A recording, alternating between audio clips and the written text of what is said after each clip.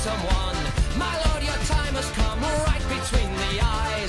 Felled his master not by chance, away with pomp and circumstance. Come join our merry dance to the rhythm of goodbye.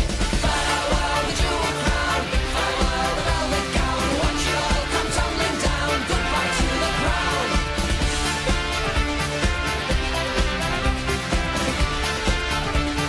Goodbye to the crown. Goodbye to the king of nothing really. Wave of a hand and a life of Riley. Pot Nazi, pot King Billy. Goodbye to the crown. Goodbye to the dear old mum, mummified on gin and rum. Smile and wave and just play dumb. Goodbye to the crown. Farewell the jewel crown, farewell the velvet gown. Watch it all come tumbling down. Goodbye to the crown. Goodbye to the crown.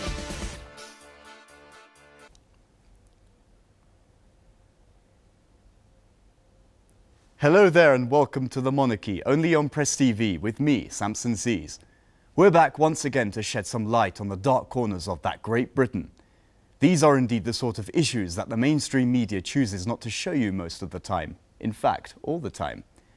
Coming up later in this edition of our show, we'll be getting an update on where the UK is standing with its not quite okay approach to Europe, and we'll have a chance to see how the British public feels about it. We'll also be looking at a rather out-of-control British prince who enjoys large quantities of alcohol and war and killings as if it were a computer game. Speaking of war, we'll then have a chance to travel back to the 1920s in Iraq and learn about shocking truths involving dangerous UK chemical bombs.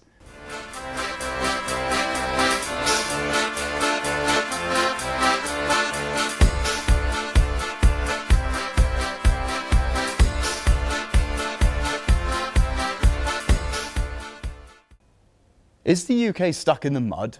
Or more like stuck between the border of Europe and the border of being an ex-Euro member? Well, if that's the case, not much has changed really, has it? It appears to have always been a sort of not sure situation, where one of Britain's arms reaches over to the European Union and the other arm just prefers to go along with the British establishment only. But a vote on the UK's destiny is not yet ruled out. There still could be a referendum in the future for the Brits to decide their fate on the issue. Would such a move be beneficial? Or would it be damaging like the very worried United States keeps on claiming it is? Time to find out more. Here it is. Some political parties in Britain are wary of further European Union integration, while some others even support withdrawal from the 27-nation bloc. In 1961, the UK first applied to join the EU, which was then called the European Economic Community, EEC, but its membership bid was rejected by the French President Charles de Gaulle. Finally, Britain joined the EEC in 1973, and 2 years later it held a referendum on its membership, when 67% of the people voted in favour of the Labour Party in staying in the EU. The UK's involvement in the EU came under intense strain after it entered the European Exchange Rate Mechanism, ERM, in 1990. The UK hoped to end a damaging recession by attaching the rate of the British pound to the German Deutschmark. However, the policy failed and Britain was forced to devalue its currency and withdraw from the ERM in September 1992. In recent years, the debate about the EU has not ended and the UK's EU membership is still challenged.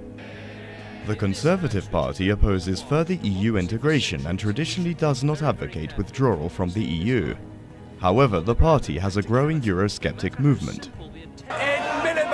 So Mr. Speaker, 4 hours since the big speech, he can't answer the most basic question of all, whether he's for yes, or whether he's for no. And why can't he answer it, Mr. Speaker? Why can't he say unequivocally that he'll vote yes in a referendum? Because he's frightened because of the people behind him. And the only thing that's changed since a few months ago, when he said he was against an in-out referendum, is not the situation in Europe, but the situation in the Tory party. Why doesn't he admit it? He's been driven to it not by the national interest, but been dragged to it by his party. The most basic question of all is, do you want a referendum? I do. Does he? My position is no, we don't want an in-out referendum.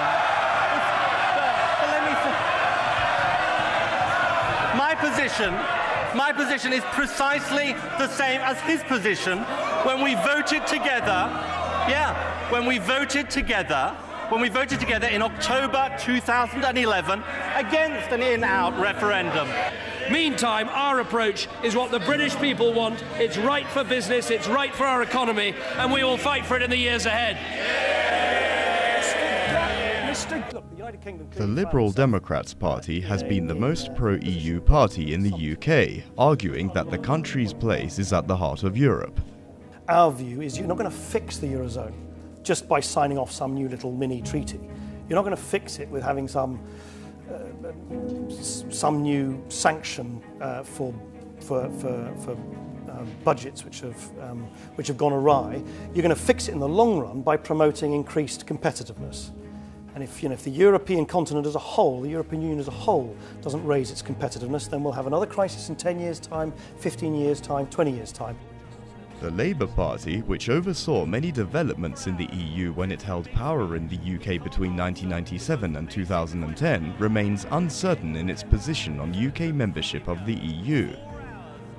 Earlier in January, British Prime Minister David Cameron set a deadline to hold a national in-out referendum on the UK's membership of the European Union by the end of 2017. So the next Conservative manifesto in 2015 will ask for a mandate from the British people for a Conservative government to negotiate a new settlement with our European partners in the next Parliament. It will be a relationship with the single market at its heart. And when we have negotiated that new settlement, we will give the British people a referendum with a very simple in or out choice: to stay in the European Union on these new terms or to come out altogether.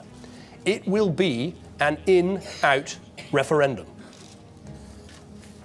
Legislation will be drafted before the next election, and if a Conservative government is elected, we will introduce the enabling legislation immediately and pass it by the end of that year, and we will complete this negotiation and hold this referendum within the first half of the next Parliament. It is time for the British people to have their say. It is time for us to settle this question about Britain and Europe. By kicking the can down the road for up to 5 years, that doesn't deal with the immediacy of many of the threats and problems that our membership of the European Union presents us. This was a pro-EU speech dressed up with some anti-EU rhetoric. It was a way of trying to get UKIP off his back. And it might work for a week or two, but the reality is these situations are not going to go away. And those of us that feel strongly on this issue want a full, free and fair referendum. The sooner, the better. He's putting the emphasis on democracy, he's putting the emphasis on flexibility, competitiveness and on global trading. He's right to do all these things. The problem is that it's going to be extremely difficult to deliver it, given the frame of mind of, say, France and Germany and the other member states, and of course the European institutions as well. However, European leaders warned Britain against the dangers of cherry-picking European Union policies after Cameron announced plans to hold a referendum on severing ties with Brussels. We've been very clear about what we want to see change. The whole series of areas, social legislation, employment legislation, environmental legislation, where Europe has gone far too far. And we need to properly safeguard the single market. We also want to make sure that ever closer union doesn't apply to the United Kingdom. These are the things that we're fighting for. But let me put it to him again. We want a renegotiation and then a referendum. What does he want? Or doesn't he know? And Britain needs Europe, which is why the sensible thing to do is to argue the case for reform in Europe. But the issue for me is, why put that other question on the... Why say, but we're actually going to put on the agenda the prospect of Britain leaving altogether? Why would we do that? Why would we do that now, when we don't know either what we're proposing, what the rest of Europe's proposing, or what the outcome of these negotiations is going to be? What happens when a member of that royal family, a prince rather, can no longer control himself when it comes to too much drinking, killing people in another country, and boasting about the whole thing like it's some sort of computer game? Would that be seen as embarrassing or disgraceful, or even both? Many people, especially in Britain, would probably expect such a prestigious royal figure to have a more realistic approach, seeing as that he comes from such an elite background. What do you think? Well, a certain somebody's grandmother with an expensive crown may not be too pleased hearing about all this, especially when we're here to air it. Here comes the following footage. We give you the one and only Harry Windsor. Arrogant, crass, insensitive.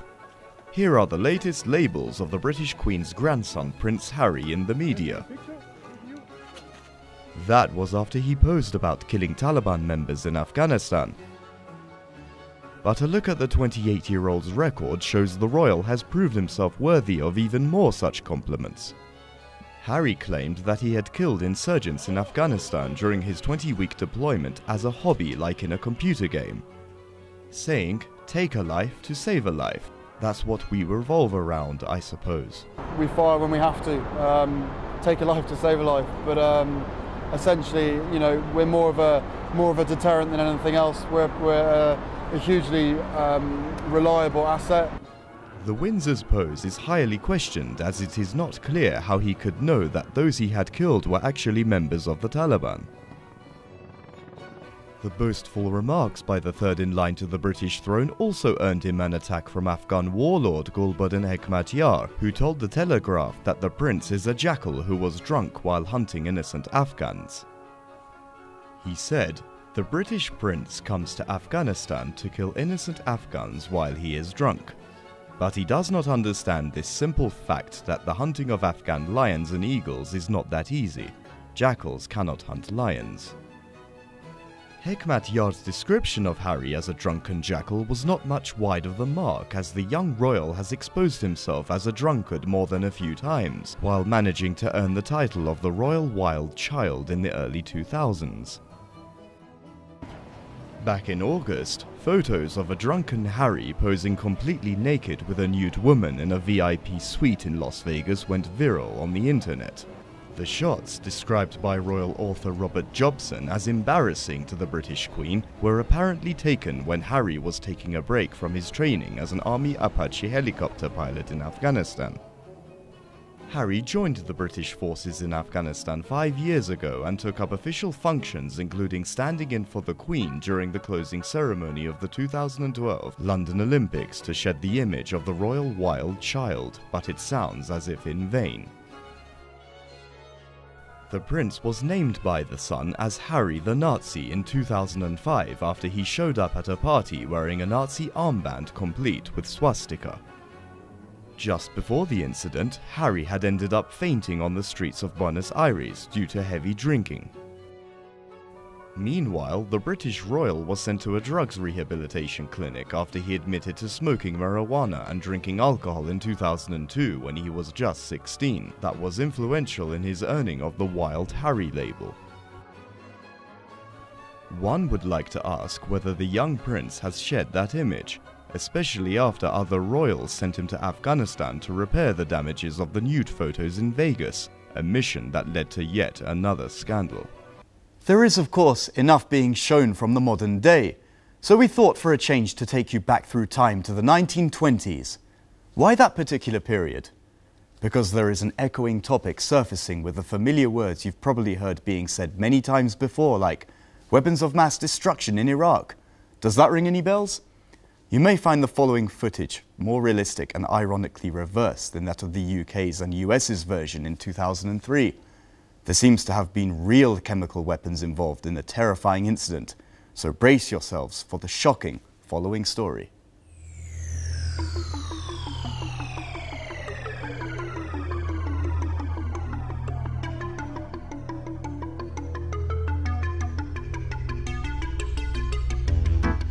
There's dozens of ballistic missiles. It has sponsored and sheltered terrorists. Paying suicide Chemical bombers. weapons are equally chosen. Biological weapons, including anthrax and botulism toxins. Biological and chemical agent to kill millions of people. Chemical weapons, including VX and sarin, mustard gas. To a massive and sudden horror. The use of weapons of mass destruction in Iraq, over which the country was invaded by US and British forces in 2003, goes back to the early days of the 20th century when British officials had strongly supported the use of such weaponry. Britain started testing its chemical weapons on innocent people of Iraq in the 1920s, almost 100 years ago, when the Arab and Kurdish people of Iraq resisted the British occupation, a move which had developed into a full-scale national revolt and could have cost Britain dearly. As the Iraqi resistance gained power, Britain resorted to increasingly repressive measures, including the use of poison gas against Iraqi tribes. Back then, the Marshal of the British Royal Air Force RAF, Sir Arthur Trevors Harris, commonly known as Bomber Harris by the press, and often within the RAF as Butcher Harris, said once, "The Arab and Kurd now know what real bombing means in casualties and damage. Within 45 minutes, a full-size village can be practically wiped out and a third of its inhabitants killed or injured." But one of the men who developed the Allied bombing campaign in World War II, Bomber Harris, gained some of his initial bombing experience in Iraq, with this campaign, because of course it was Harris who very controversially went on to create plans for things like the firebombing of Dresden, which had been extremely controversial and where many tens of thousands of people were killed.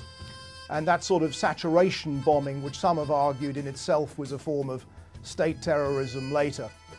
Moreover, the then Secretary for War and Air, Winston Churchill, wrote to Sir Hugh Montagu Trenchard, the pioneer of air warfare, about the possibility of using some kind of asphyxiating bombs to control turbulent tribes in Iraq. He'd been, involved with aviation right from the start as well, and he saw this as a modern and cheap way of controlling this very, very vast area of land and all the constituent tribes within it. And during those years, in the early 20s, there were a number of missions against both Arab tribes and Kurds using gas bombs of one sort or another. The substances that were used, it's not clear. They may have been tear gas, possibly mustard gas, conventional munitions as well. Winston Churchill saw this as a more humane method than using conventional bombs, but that said, many civilians were killed in this area, and so you could certainly question the morality of it at that level.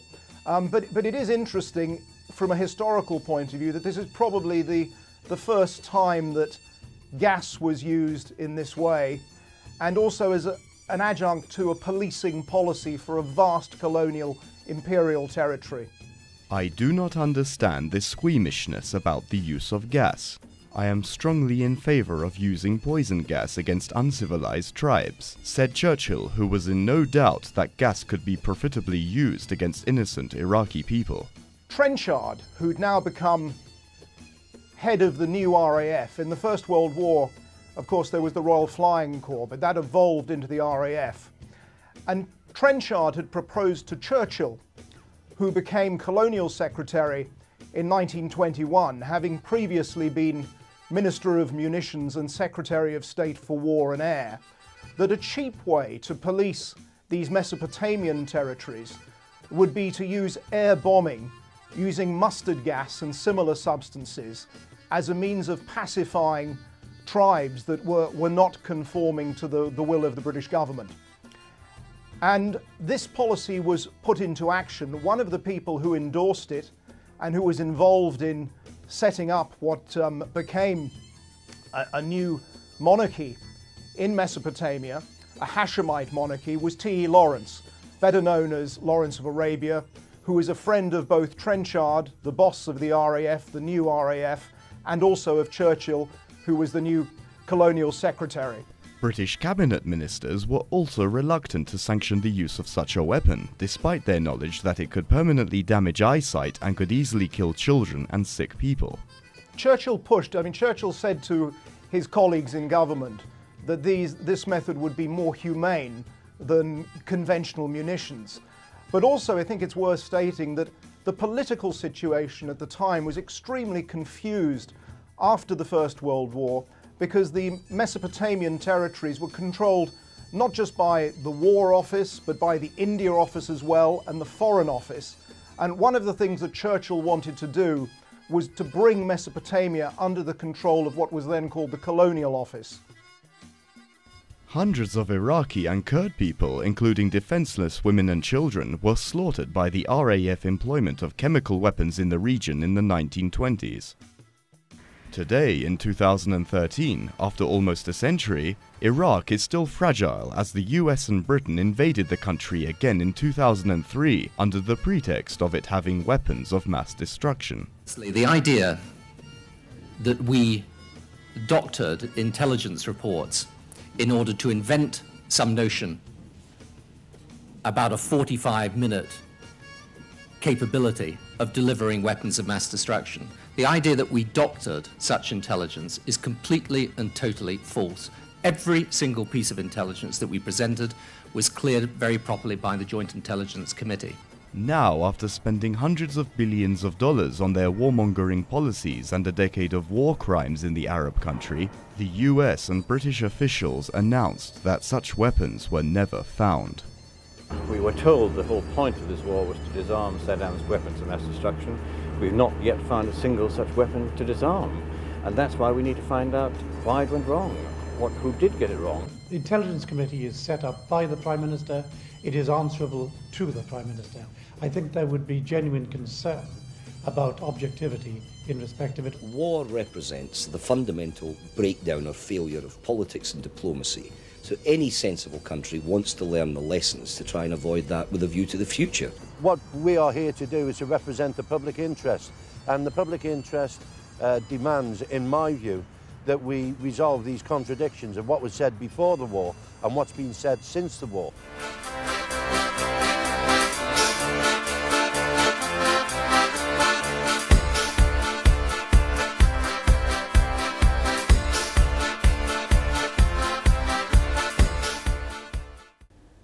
Well, it appears we have zoomed in enough on Britain and seen a fair share of controversial topics for this week.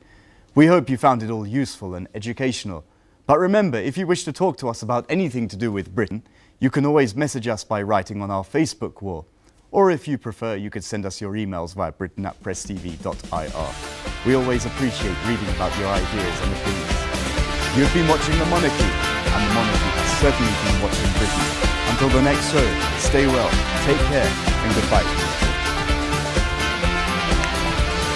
Poacher come with his poacher's gun, out in the woods to shoot someone. My lord, your time has come, right between the eyes. Felled his master not by chance, away with pomp and circumstance. Come join our merry dance to the rhythm of goodbye. Farewell the jewel crown, farewell the velvet gown. Watch it all come tumbling down, goodbye to the crown.